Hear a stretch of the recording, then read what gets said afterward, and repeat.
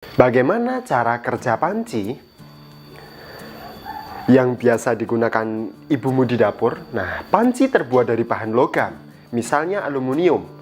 Aluminium merupakan penghantar panas yang baik. Panci akan menghantarkan panas ke makanan yang dimasak.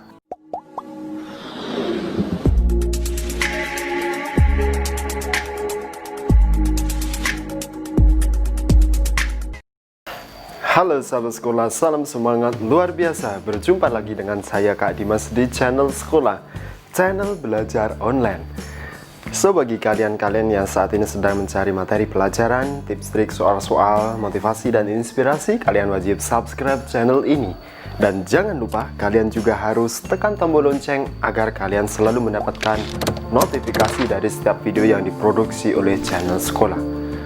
Oke sahabat sekolah, di new session sekolah ini, di kelas edukasi kita akan belajar bersama, yaitu materi pelajaran kelas 5 SD tema 6 subtema 3 tentang pengaruh kalor terhadap kehidupan pada pembelajaran ke-5.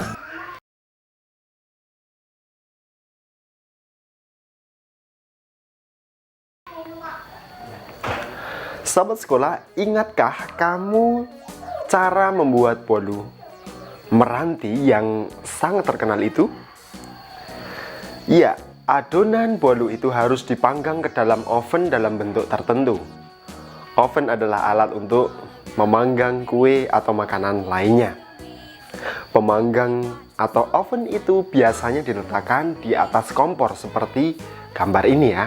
Nah, atau mungkin sudah punya oven elektrik yang tinggal colok ke listrik. Ya, ini juga menggunakan listrik sebagai sumber energi. Jadi cara kerjanya sebenarnya hampir sama antara oven yang dipanggang di atas kompor dan oven yang ada di listrik. Oke, mari kita cari tahu lebih lanjut lagi tentang cara kerja oven ini. Sahabat sekolah, sore itu Benny tidak sabar menunggu hasil kue kering yang dibuat ibunya. Ibu tampak memasukkan 2 loyang kue kering kesukaannya ke dalam sebuah oven. Ibu harus menunggu beberapa saat sampai oven itu panas sebelum memasukkan kue di atas loyang itu. Sahabat sekolah, tahukah kamu bahan apa yang digunakan untuk membuat oven atau pemanggang milik ibunya Benny? Lalu proses perpindahan panas apa sajakah yang terjadi dan perlu diperhitungkan untuk membuat dan menggunakan alat tersebut? Lalu bagaimana dengan peralatan lainnya di rumahmu? Terbuat dari bahan apa sajakah alat-alat tersebut? Sahabat sekolah, kita di pembelajaran ini akan mempelajari kembali tentang bahan konduktor dan isolator di sekitar kita. Di pembelajaran yang lalu kita pernah mempelajari ini ya. Tapi ini kita akan mempelajari lebih dalam. Sahabat sekolah, barang-barang dalam kehidupan sehari-hari banyak yang memanfaatkan sifat benda sebagai konduktor atau isolator. Benda apakah itu? Ya, selimut. Selimut dan panci merupakan benda yang memanfaatkan sifat ini. Nah, lalu bagaimanakah cara kerja selimut? Selimut merangkap atau menerangkap udara. Udara adalah isolator sehingga tidak menghantarkan panas yang keluar dari tubuh kita. Dengan demikian, badanmu tetap terasa hangat. Jaket dan sarung tangan wol memiliki cara kerja yang sama juga. Nah, yaitu untuk memerangkap udara agar badan tetap hangat dan tidak kedinginan gitu. Nah, sahabat sekolah, lalu yang kedua, bagaimana cara kerja panci yang biasa digunakan ibumu di dapur? Nah, panci terbuat dari bahan logam, misalnya aluminium. Aluminium merupakan penghantar panas yang baik. Panci akan menghantarkan panas ke makanan yang dimasak. Ada bagian panci yang justru berfungsi sebagai isolator. Pegangan panci yang terbuat dari plastik Nah, plastik merupakan isolator sehingga kamu tidak akan kepanasan ketika memegang panci, walaupun isi pancinya mendidih. Tuh.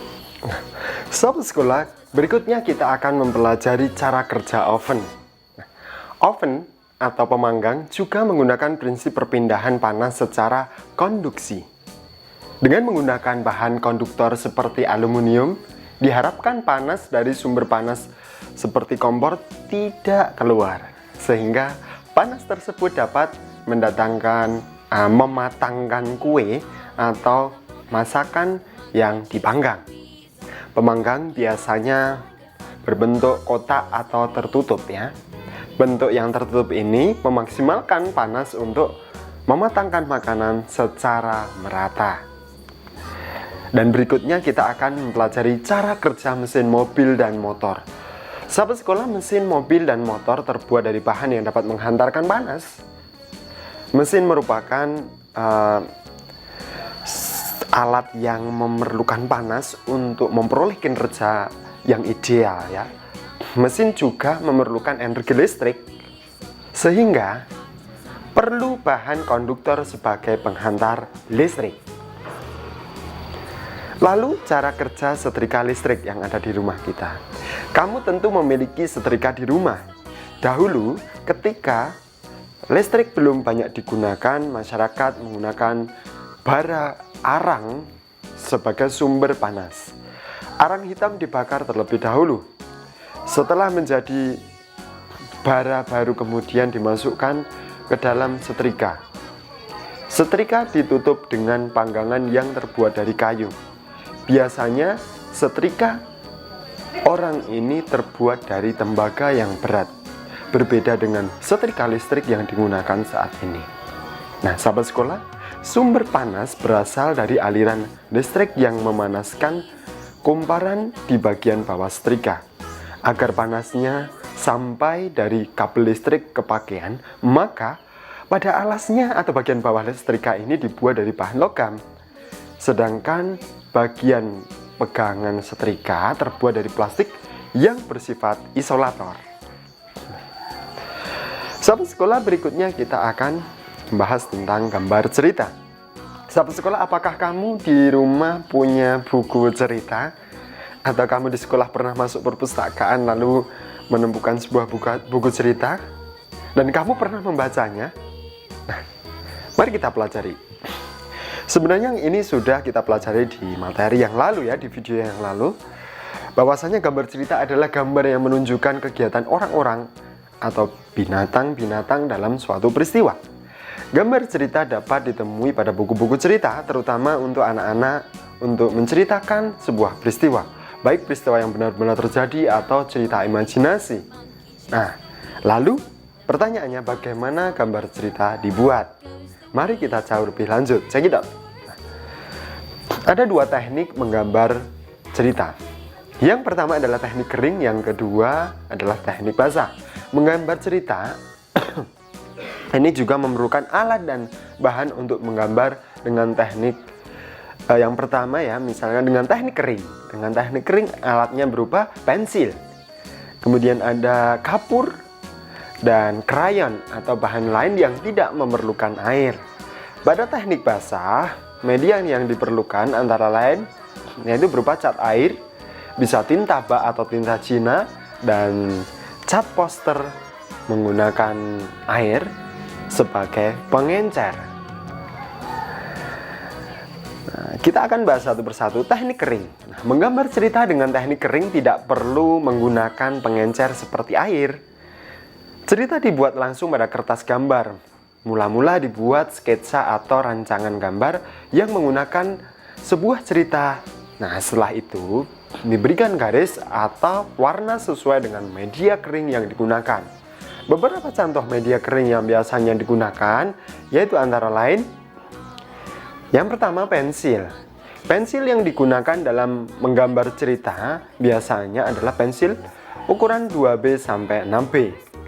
Kemudian yang kedua yaitu krayon. Nah, di teknik kering ini krayon memiliki beragam variasi warna. Krayon merupakan campuran antara lilin dan bahan pewarna yang aman untuk anak-anak. Krayon digunakan untuk menggambar cerita yang memerlukan variasi warna.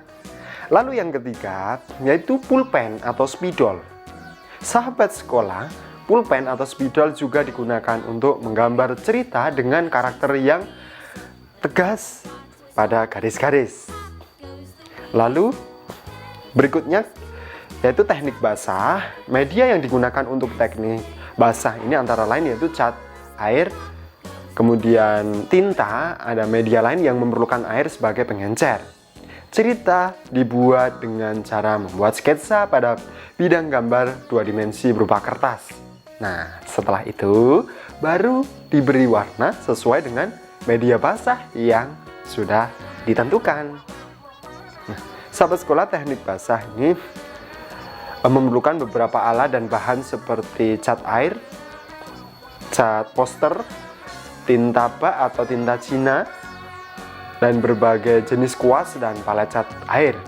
Kemudian berikut ini juga ada contoh gambar cerita yang dibuat dengan menggunakan teknik basah.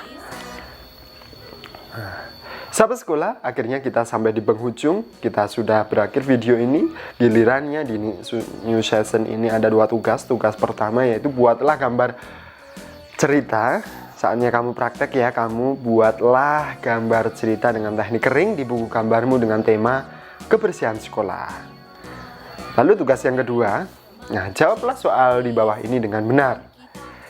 Semua tugas kamu kerjakan tadi di buku gambar, yang ini di buku tugasmu, kan kamu bisa di pause, ditulis, kirim ke gurumu ya, atau bisa langsung jawab di kolom komentar.